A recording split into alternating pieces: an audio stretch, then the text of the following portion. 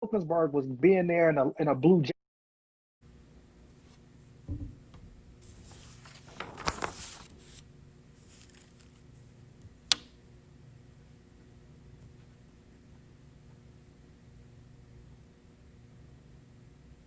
Hi, Alumni Theater Company. Thank you for joining us, or me. I'll be talking to Jasiri X, so hopefully you can stick around.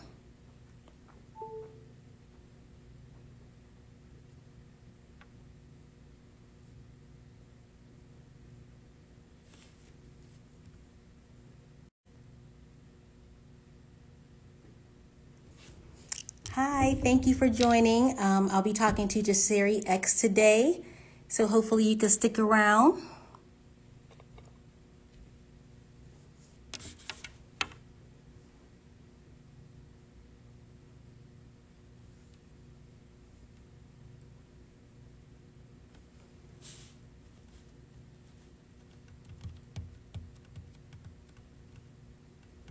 Hi, Christopher. Thank you for logging on. Just waiting for Jasiri to join me. Should be here soon. Just spoke to him a few minutes ago.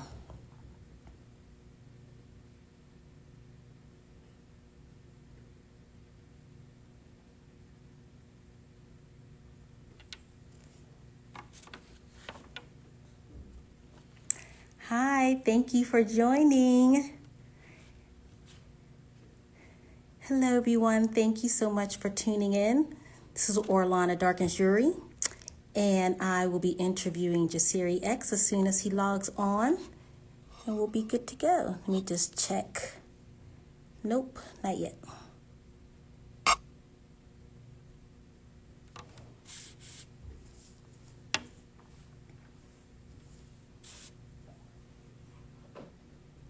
If anyone knows Jasiri, tell him it's 2 o'clock.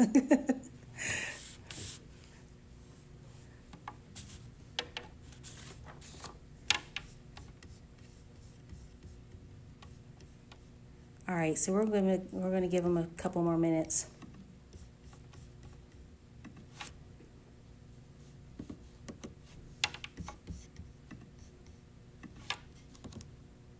There he is. Here we go.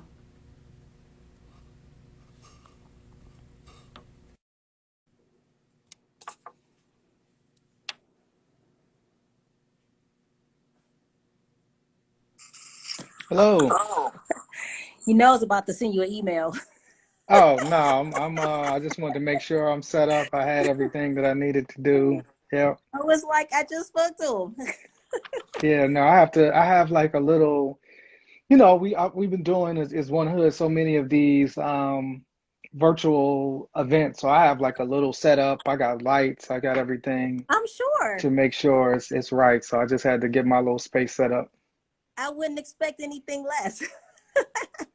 So, everyone, welcome to Down with ODD, brought to you by KST Global Stream. My name is Orlana Darkins-Jury. I'm the Deputy Director at KST. And today I'm very excited to talk to national recording artist and activist Jasiri X. Jasiri, thank you for joining us today. Oh, thank you for having me. So, you've accomplished so much in your life. I'm just going to share a little bit. The message that your music carries and the work that you do locally and nationally. First of all, I would need a minimum of 3 hours to interview you. So don't panic. This is only going to be about 15 minutes, okay? Got you, got you, got you. But you are the first independent hip hop artist to be awarded an honorary doctorate, which you received from the Chicago Theological Seminary in 2016. So, congratulations on that. Thank you. And you are deeply involved with the national movement for Black Lives, working with organizations like the Gathering for Justice, Blackout for Human Race, well, I'm sorry, Blackout for Human Rights, Justice or Else, BYP 100, and Sankofa. And with all of that, you manage the organization you founded in Pittsburgh, One Hood Media. So for those of us who live in Pittsburgh, we see you, we see your family, your organization working hard every day.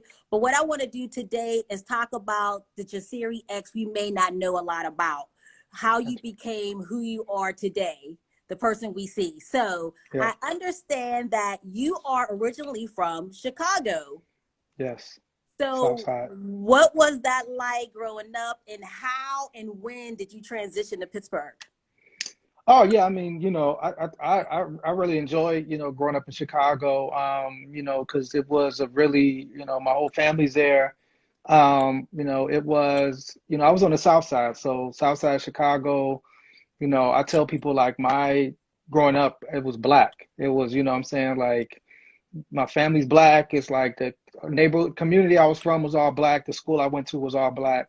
And so it was really like a, a dope childhood. I mean, we weren't, we were, as a child, you don't really know you're poor or, all of those things. You just, and this was the go outside and have fun era. You know what I'm Right. saying? This was the go outside. And, when you live in those type of communities, everybody's outside. Mhm. And particularly Chicago in the summertime, you know what I'm saying? In the wintertime, we inside. But Mhm.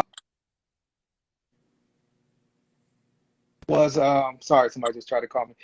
For me, it's really a dope time, and a dope experience to the point where when my mother told us we were moving, I was mad. I didn't want to leave Chicago. I wanted to stay there because that's where my family was. So yeah, Yeah. but I ended up moving, and here we are. So you moved to Pittsburgh. What year was that, and what school did you go to? This was around 95, 96. I went to Gateway. I went to Gateway High School. And so my experience at Gateway was, um, you know, I don't want to necessarily say traumatic, but it was like, it was right. I mean, it was like the first time I experienced in your face racism because I moved to Monroeville. I didn't move to like the Hill District or Homewood. I moved to Monroeville, and it was my first experience with in your face racism. I tell people like first time I went to Monroeville Mall, I was called a nigga. Like first time, and it was like, oh wow, my first time being outside in a place. I lived in a place called Cedar Ridge in Monroeville. Mhm. Got into a fight with a white kid who was picking on like an Indian kid, and I was like, pick on somebody your own size, and he was like you, and I was like, oh, let's do it then. I'm from Southside Chicago, so this was like, so I tell people like, so it was a unique experience in terms of, going to Gateway, being, I was in top track classes or whatever, like the only black student in those classes. And but I did make, a lot of friends. I was in Garden City. Garden City's like the black area of Monroeville, if you're familiar. And I didn't even live there. But I mean, I found my community. I found my friends. I would be in Wilkinsburg a lot because Mhm. Wilkinsburg was like the closest, Mhm. black community to where Monroeville was. And so yeah, that was my experience. And ironically, I always say what to me I feel like is ironic about, my mother, we moved from Chicago because of the violence, and the neighborhood I was in was a neighborhood that was a gang neighborhood. And like we got to Pittsburgh right around the same time as like the Crips and Bloods kind of came on the scene. Because one of my earliest memories of Wilkinsburg was being there in a blue jacket, a long blue jacket, and them saying, you can't wear that here. Yeah. And I'm like, navy blue is my favorite color. I'm like, Right. why? And they're like, and so it was just interesting to kind of leave Chicago and then come right back to that situation, and lose friends, you know what I'm saying, and have friends become victims of gun violence. And yeah, so it was an interesting time. Yeah, I'm sure. I mean, you just described uh, everything that you knew in Chicago was all black, and then you said, "I moved to Pittsburgh and went to Gateway." Right then, I was like, "Whoa!" Yeah, I mean, it really made me who I am Uh-huh. today in many ways because my first reaction, like I said, being from Chicago and being young, was to fight. So you call me out of my name to my face, and I remember getting suspended and coming home, and my mom, my mom was a college graduate. My mom, became a nuclear engineer. So for my mom, education was everything. And so to be suspended, mom's like, you can't. This will go on your permanent record. This is going Right. to affect your chances of getting college. And so, mom's really coming at me in a way that a black mom does, like, you're gonna have to find another place to live if you want to. Right. You can't fight, you can't get suspended, and that's how I got into activism, because it Mm-hmm. was like, for me, it was like, how do I push back or fight back without actually putting hands on somebody? And so, my time at Gateway was spent. We started a black club called Our Cultures Club. We got Gateway to teach a Black history class, and so that's like that made me an activist. And at the same time, I think when you're young and you're Black and you move into one of those spaces, you could assimilate. Like, you're young and you kind of want to fit in, Mm-hmm. but it was hip hop for me that, you know, made me really clutch on to my consciousness. And it was like, my mother named me Jasiri. Jasiri is a Swahili name that means brave warrior. But I didn't understand the consciousness my mother was giving me until I got to Gateway. And I was like, oh, this is why she was teaching me about all of these civil rights people. And so it really, I feel like that shift really brought out of me, the consciousness my mom put in me. And that's where I met, my brother L. And he got turntables. He said, "I'm gonna be the DJ, you be the rapper." And I wrote a rap, and my raps were conscious raps because I'm not on the block. I'm not in the hood. I'm in Monroeville, so I can't really. Mm-hmm. I can't. I mean, I guess I could have lied, but I wanted to be Right. authentic. No, don't laugh. Yeah, and so I started talking about my experiences in at Gateway and what I was dealing with, and coming into consciousness. So I thank hip hop, because hip hop really, my mother put it in me, but hip hop made it cool. Mm-hmm. You know what I'm saying? Like hip hop, like for me it was Nas, for me it was Wu Tang. Mm-hmm. It was like it was cool to have knowledge and consciousness, Mm-hmm. and so that's that. It kept me to be who I am. You know what I'm saying? Now, you mentioned Gateway? Did you go to college or anything here in the city? Yeah, no, I went to I didn't even apply. I'm gonna tell you, I refused to apply to any local schools because I wanted to leave so bad. But I ended up coming back to Pitt. So I did go to University of Maryland College Park for 2 years. That was my experience to DC, and then I Uh-huh. transferred back to Pitt. And but my time at Pitt, I none of my crew was in college. You know what Mm-hmm. I'm saying? Except me. And at that time, I wanted to do other things. Like I thought I was going to be a rapper. I thought, one of these label heads was going to come knocking at my door and sign me. I didn't really understand the business, but I knew at that time, like I didn't really want, like the college life didn't have the appeal that, the street Mm-hmm. life for me at that time had, you know what I'm saying? And so that was when I tried to do my dabbling, and by, the grace of God, only by God's grace, that I didn't become a victim of Mm-hmm. the criminal justice system. You know what I'm saying? When you were briefly in college, what were you going to major in? My major was political science and economics. Like, I wanted to be a lawyer. So Mm-hmm. like my thinking was political science, and then I was gonna go on to be a lawyer. But political science, when I realized what it was really like political science is basically like the world through the eyes of these old white men, and like what they thought about how this world should be. And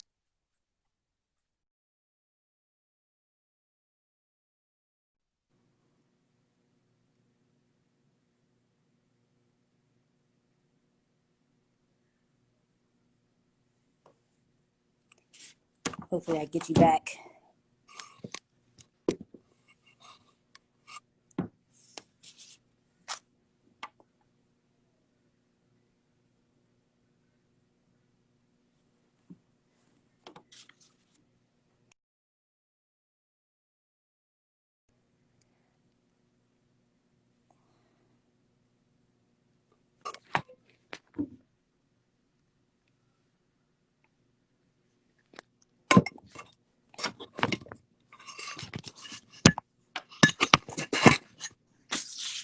was I that was that lost you. was that Zuckerberg?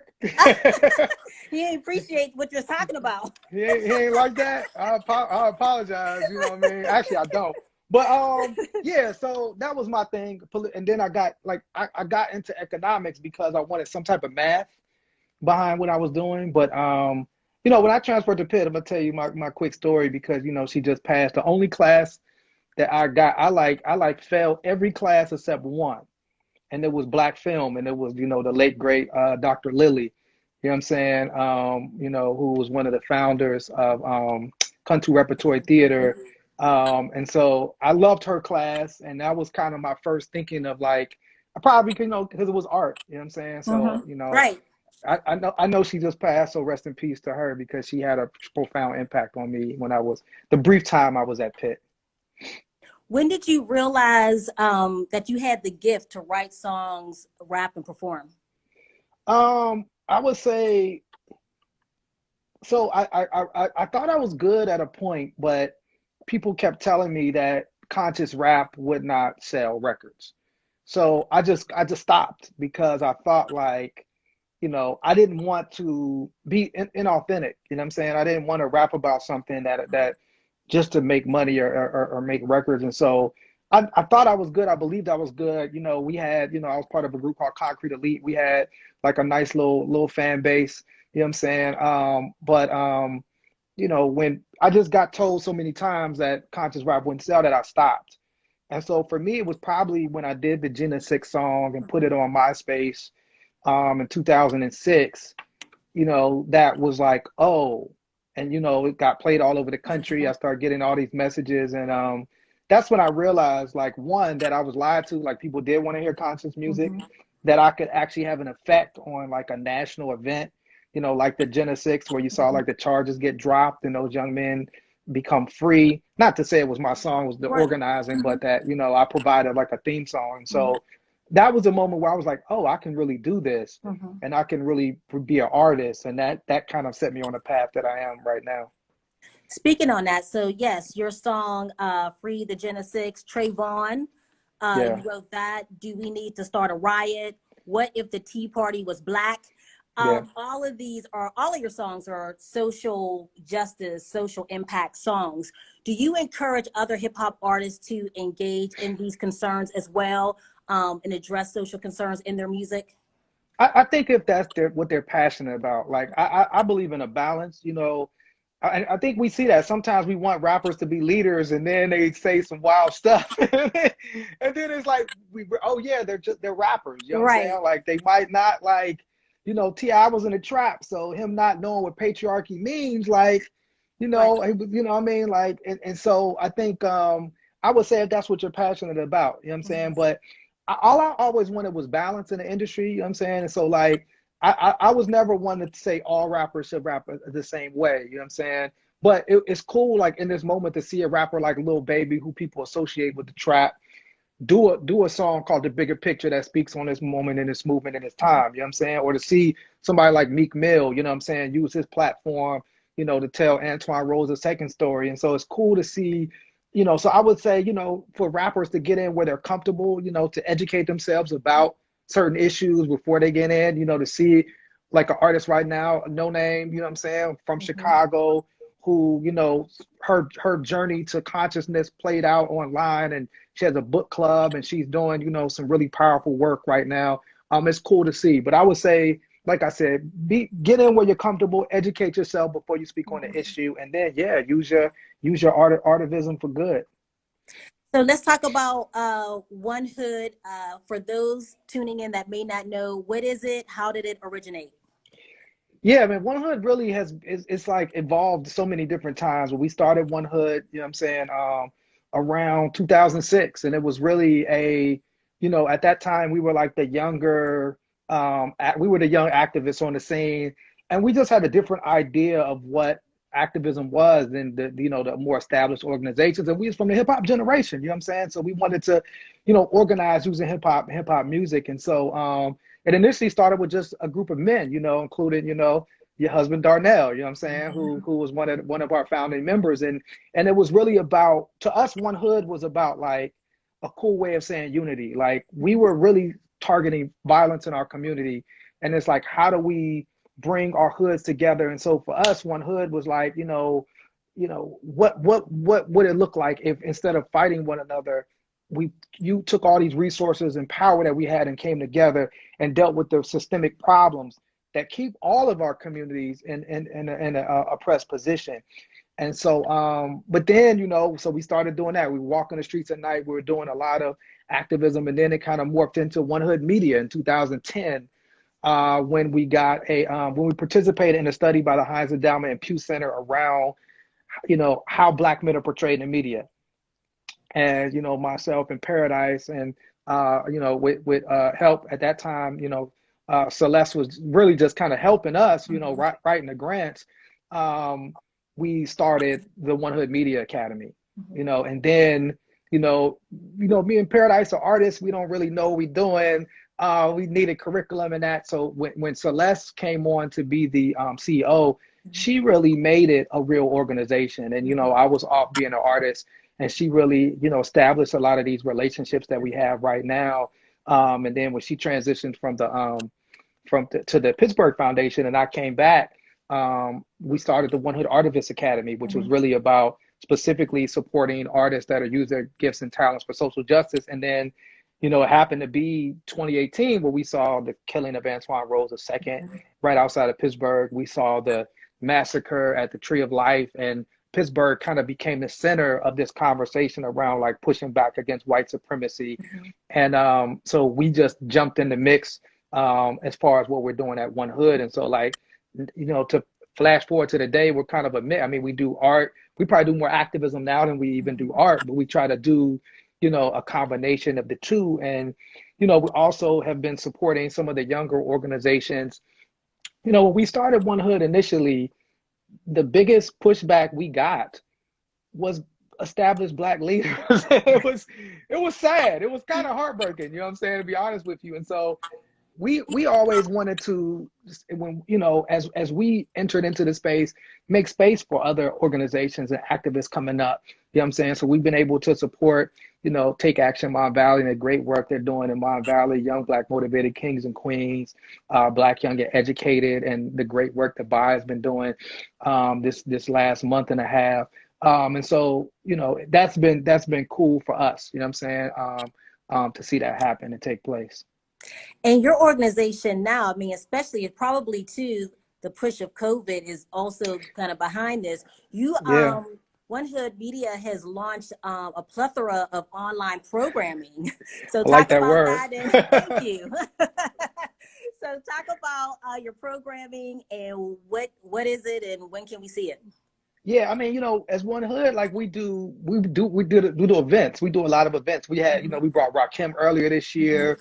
We brought Ilyasa Shabazz, Malcolm X's daughter. And so when COVID hit and we had to, we were planning events, and it was like, damn, like, what do we do now? And what we saw initially, and this was really, Dr. Jamil Bey of Urban Kind, he was the first person I saw put a video out saying, like, COVID is going to impact our community more than any other community. And so we got together and, you know, we saw these town halls, but there was like no Black representation on them. And so we said, you know, let's put a town hall together ourselves. And we got with Dr. Cheryl Russell of Black Wise Women. And, you know, we started What Black Pittsburgh Needs to Know About COVID-19. And we had no idea when we started it that we would be like 15 shows deep. Like we'd be doing it every week for the past like 3 months, and that people will still be tuning in, you know, and getting thousands of views. And then we started, you know, because of the success of What Black Pittsburgh Needs to Know, the Gateway Medical Society, a society of Black doctors and nurses, contacted us to say, hey, we want to do Ask a Black Doctor about COVID-19. And so we've done that. And then we just recently launched a podcast that our third episode or fourth episode actually is tonight, called This Week in White Supremacy, which we kind of talk about like more national issues. So we really began to look at and we have One Hood Power on Mondays at 7 p.m., which is a political show, because One Hood Power is something that we began to develop when we got involved in the DA race last year. To us, it was a natural evolution of activism, but also looking at changing laws and policies and electing people that speak to our issues and represent us. And so, yeah, I mean, we look at it as a channel. Like, to us, like, One Hood Media is like a channel, and we're having programming. We've done a couple poetry slams. We had some other stuff that we're going to add soon. And so, and now, you know, we're part of this virtual fundraiser, you know, and so it's kind of cool. It's almost like, yeah, it's like I'm comfortable being in a virtual space because we had to be there. I travel a lot, and so this is the longest I've been home consecutively for a very, very long time. But it's been good to like kind of be rooted in Pittsburgh, be rooted in this work here, and have a impact on, getting information in our community here in Pittsburgh, and informing folks in Pittsburgh, and also, being involved in the activism that's taking place in Pittsburgh right now. And so, when KST and Joseph kind of came to us about this virtual fundraiser. I mean, for me, it's anytime it's about unity, like I'm down. You know what I'm saying? Anytime it's like let's collectively come together and do something. I just feel like it's so much power in our unity. You know what I'm saying? And us coming together as a collective. And so I'm super hyped for Hotline Ring.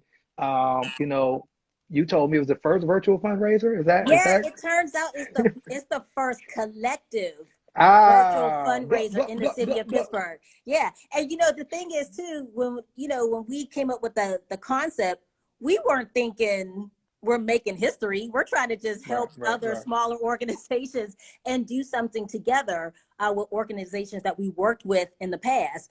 It wasn't until I think someone brought it to our attention. I think it was a reporter that was like, this is the first Wow, collective, like, no, we didn't know that. So absolutely. for those of you tuning in, oh, go ahead. Yes. No, I was going to say, and also, I mean, it kind of initially was about like just responding to COVID, like how COVID Exactly. has affected us as arts organizations. And then, Exactly. when we saw, Amir Arbery, Breonna Taylor, George Floyd, it's become something that's become really, one of the calls have been folks to really support Black-led organizations, support, Black marginalized organizations, Black queer-led organizations, Black women-led organizations. And I think like to me, it was like we had this, like it's become bigger than what we even initially Exactly. conceived.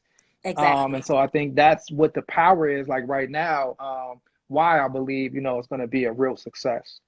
And you're right. It became bigger than what the initial thought was. Again, COVID hit. We're like, how can we come together to support each other, support artists, the art community? And you're right. It became a bigger platform for all of us. Hotline Ring is going to be Thursday, July 16th. It's from 5 p.m. to midnight. So any old schoolers out there, if you used to watch the Jerry Lewis telethon, this is like the Jerry Lewis telethon 2.0, but it's going to feature, I hope I remember all the organizations. I didn't think to do that. But One Hood, Kelly Strayhorn Theater, the Legacy Arts Project, Pearl Art Studios, Braddock Carnegie Library, Boom Boom concepts. Concepts, Yeah. and I think that's Dreams it. of Hopes. No, Dreams Dreams of of Hope. hope. Dreams of hope. Yes. So Yes. we're all coming together and you'll enjoy performances from local artists, national artists. You'll hear from each organization, and it gives you an opportunity to donate to your favorite organization, or Absolutely. there's a collective pool where whatever money you give to us, we'll split it amongst us equally. So, and that's what we agreed upon. It's from, again, 5 p.m. to midnight. There's going to be a libation ceremony that kicks us Yeah. off by the Legacy Arts Project.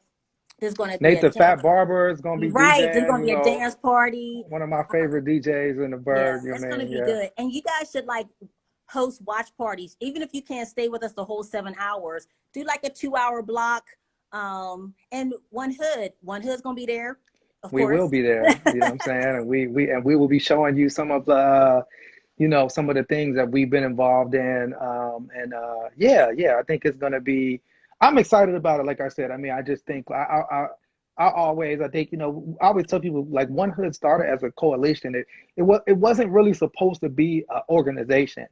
We were like we were forced into it, but so anytime we could build coalitions with one another, I just always find it super super powerful because sometimes because of how fundraising is, and folks got to get support. Sometimes it puts us at odds with one another, and if we were found competing a lot. And Right. so, like, I like the idea of us saying, like, nah, we all in this together Exactly. because KST success is One Hood success, Boom success is One Hood success. You know what I'm saying? And so, pro arts, you know what I'm saying? Like, Soy is my, that's where I get that's where I go record, I go record Right. at Soy Studio. So, yeah. And so I just love that idea of us coming together collectively. I hope it inspires other people to really look at, our collective, like our liberation is like a collective liberation, and it's one of the things that we've been saying, like, until no lives matter, until like all Black lives matter. And when we say all Black lives, I mean all Black lives, you know what I Right. mean? So I just think that coming together is like a representation of that call.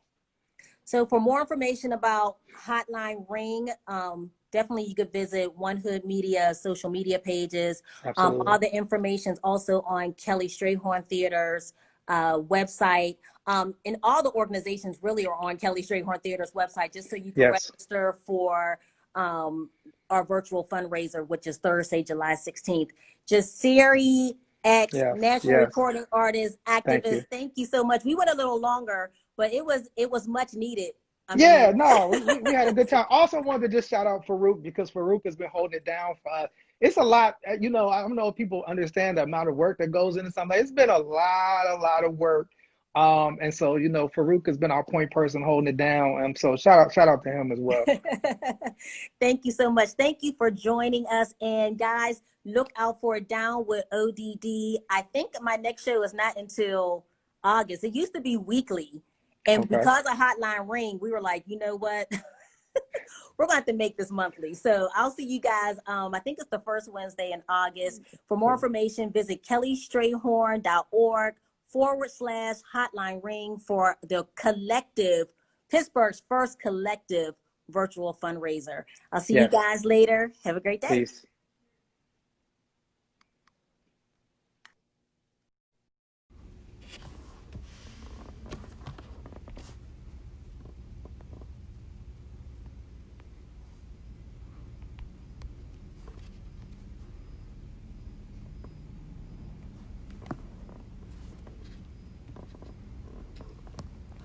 Hey everyone, this is 19 Minutes with Joseph.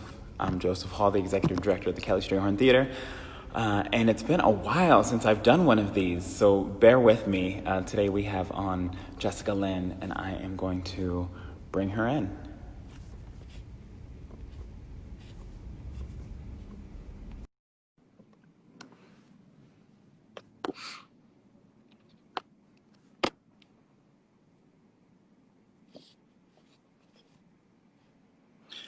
We are going to bring in, oh, here she is. Hey. Hello. It's so good to see your face, Joseph. It's so good to see your face too, Jessica. Oh my goodness. I know. I just want to like a moment just to stare at you. Yeah, it's been too long. It's been a long time. I actually don't. I was trying to remember the last time I saw you. That may have been at the Shed opening? When the Yes, Shed opened. you were leading the dance floor in the Beyonce activity. I had help, and you were dancing a little bit too, I think. I don't know what I was doing. I think I was running around. I feel like I was dancing, and then I was like running around to like where the food was. I don't really know. I mean, there was certainly a lot to do, a lot to see, a lot of people to see. It was over the top. It was good though. Good though. It's always good to see you. Likewise. So just to give folks an introduction, this is 19 Minutes with Joseph Hall. I'm Joseph Hall, the Executive Director of the Kelly Strayhorn Theater. Today I'm in the Alloy Studios. In the studio and in our administrative offices. And I'm joined by the wonderful, brilliant Jessica Lynn. Jessica does many things in this world, and one thing that she has done is founded Arts.Black. Before I pass it over to you, Jessica, I'm just going to give a visual description of myself. I'm a light-skinned Black man, bald. Today I guess, have a pretty beardy, pretty stunning eyebrows. I'm wearing like a turquoise t-shirt in a dance studio. It's very white and bright. And Jessica, would you mind giving a description as well? Absolutely, I love that. So I guess I'm light skinned depending on who you ask and on what day. Brown skinned Black person. I'm wearing a blue wig that is cut in a pixie cut shape. I have a gold septum ring and I have on brown lipstick. I'm in my bedroom. And behind me, you can see some sunflowers. You can see a spider. You can see a couple of shelves on my bookshelf and a Roberta Black album, and I'm wearing an off-the-shoulder white dress. Thank you. So Jessica, will you tell us a little bit more about who you are, Yeah. and maybe also how we know each other? Of course. So I am a writer and critic and co-founder and co-editor of Arts.Black alongside Taylor Aldridge. Arts.Black is a journal that publishes Black critics from across the diaspora. And basically our mandate is to make sure that these voices are heard, that the ways in which Black folks are thinking about cultural production near and far.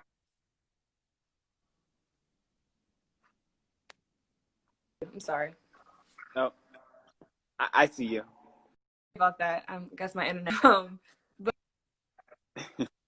Arts.Black is, dedicated to cultivating rigorous writing by Black writers.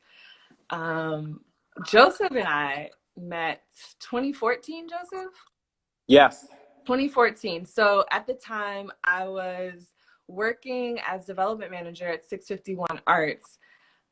Baby in the game, I came into nonprofit arts administration through development work and under the mentorship of Shay Wafer, who is a lesbian in her own right. Hi, Shay. And Joseph, you came in my second year, and I think you were a producer. I know the titles were like shifted. What was my title? Programming something, maybe programming manager. Okay. Yeah. It's a small shop, so everyone was doing everything, and I just remember, as the youngest person there on the team, with you, Robert, Candace, Shay, Aaron, who had just left, I was really in awe of all of the ways that you kind of embodied a sharp curiosity, like a real hunger for like artists and like artists who were doing groundbreaking work. And that was really important for me to see. And here we are 6 years later. Yes. Oh gosh, 6 years later. Wow. What is time? That's wild. What is time? What is time? And was that during the time when you and Taylor founded Arts.Black? Yeah, so Arts.Black was founded formally at the end of 2014, although Taylor and I have been in conversation throughout the majority of that year, just thinking about what it could be, what we were doing in the art world. Our world is crazy. And, I think both of us came to that conclusion after we met, and we were like, okay, let's try to figure out this thing together. And so, yeah, Arts.Black comes at the end of 2014 in December. When you say the art world is crazy, what are you thinking about? So much, Joseph, so much. I think what are you thinking about right now? What am I thinking about right now? I am thinking about safety and care. I'm thinking about the ways in which it is very easy for the infrastructures of the art world, museums, galleries, publications, donors, collectors, funders, to really superficially engage in concerns of equity and radical politics that don't actually always materially translate to how people are being cared for on the ground. So this, for me, is anything